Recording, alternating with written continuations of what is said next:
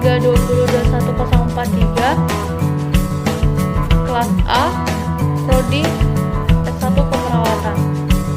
Di sini saya akan menjelaskan anatomi dan fisiologi sistem pencernaan. Pertama-tama, kita harus mengetahui apa itu sistem pencernaan. Sistem pencernaan manusia berperan penting dalam mencerna makanan dan minuman menjadi energi serta berbagai jenis nutrisi yang diperlukan tubuh. Tak hanya itu, sistem organ ini juga berfungsi untuk mengeluarkan zat beracun dan sisa makanan melalui feses atau tinja. Selanjutnya, fungsi sistem pencernaan untuk mengolah makanan dan minuman yang dikonsumsi menjadi nutrisi dan energi dan asam lemak.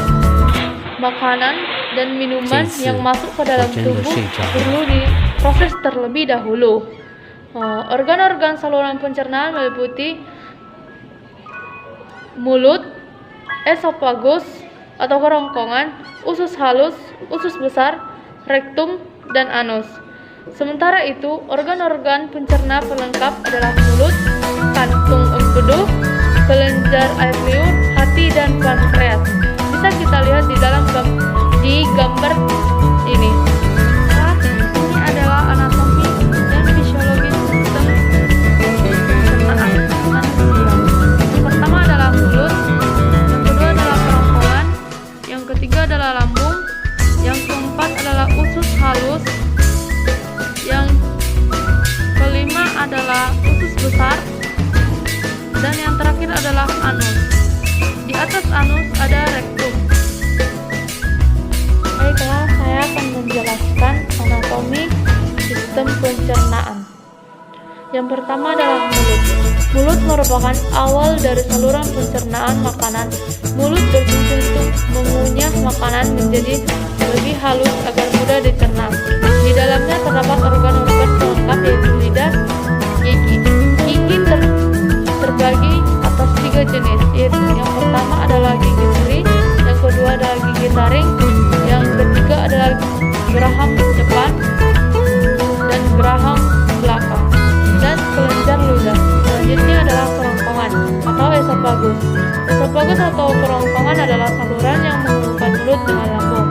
Dan selanjutnya lambung. Lambung adalah organ berbentuk huruf C yang berukuran sekitar 2 kepalan tangan.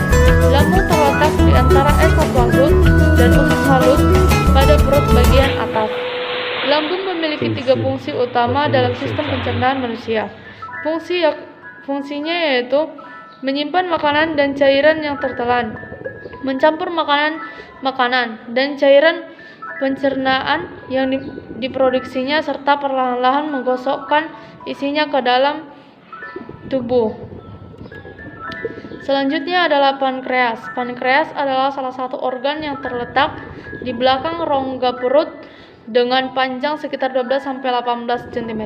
Organ yang bentuknya memanjang ini bisa saja mengalami gangguan, dan jika fungsi pankreas terganggu atau rusak, bisa timbul masalah pada pencernaan dan penyakit lain, misalnya diabetes kantung empedu. Selanjutnya adalah kantung empedu. Merupakan bagian dari traktus biliaris. Kantung empedu terletak di rongga perut kita, tepatnya di perut sebelah kanan, di bawah liver. Fungsi utama kantung empedu adalah untuk menyimpan, mengentalkan, dan melepas getah empedu ke saluran pencernaan. Selanjutnya adalah usus halus. Usus halus adalah saluran kecil selebar 2,5 cm dengan panjang sekitar 10 meter. Usus halus terbagi dari 3 bagian, yaitu duodenum. Dari 3 bagian duodenum, usus 12 jari, jejunum atau usus kosong, dan ileum atau usus penyerapan. Selanjutnya adalah usus besar. Usus besar berbentuk huruf U, terbalik di sekitar usus halus yang melipat-lipat. Saluran ini dimulai dari sisi kanan bawah tubuh dan berakhir di sisi kiri bawah. Panjang usus besar sekitar 5-6 cm dan terdiri dari 3 bagian, yaitu sekum, kolon, dan rektum. Fungsi utama dari usus besar yaitu membuang air dan mineral, elektrolit dari ampas makanan yang tidak tercerna, lalu membentuk limbah padat yang dapat dikeluarkan.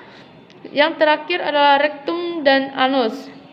Rektum adalah bagian akhir dari usus besar yang berfungsi sebagai tempat penampungan feses. Sementara sebelum dikeluarkan dari tubuh, anus tak lain adalah sebagai tempat untuk menampung atau keluarnya feses. Selanjutnya ialah mekanisme sistem pencernaan. Dimulai dari mulut.